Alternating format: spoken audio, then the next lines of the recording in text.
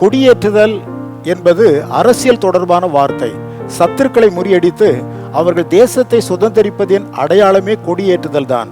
சத்துருவின் கொடியை வீழ்த்தி நமது கொடியை ஏற்றுதல். தேசத்தில் தேவ எழுப்புதல் என்னும் கொடி ஏற்றப்பட வேண்டுமையானால் சத்ருவின் கொடி அகற்றப்பட வேணும். யாத்ராமம் 17:15 ஏகோவா நிசி என்னும் கொடி அமலேக்கின் மேல் கொண்டதான வெற்றி கொடி.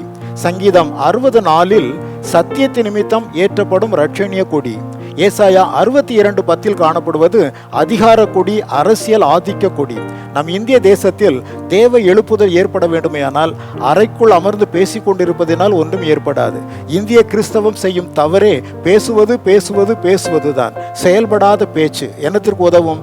தேசத்தில் இரட்சணிய கொடி ஏற்றப்பட சத்ருவின் கொடி வீழ்த்தப்பட வேணும். சத்ருவின் கொடி வீழ்த்தப்படுவதற்கு அரசியல் அதிகார கொடி ஏற்றப்பட வேணும். இந்திய கிறிஸ்தவ உலகின் பெரும் தலைவர்கள் இதை இன்றைக்கு சிந்தித்து செயல்பட முன்வர வேண்டும்.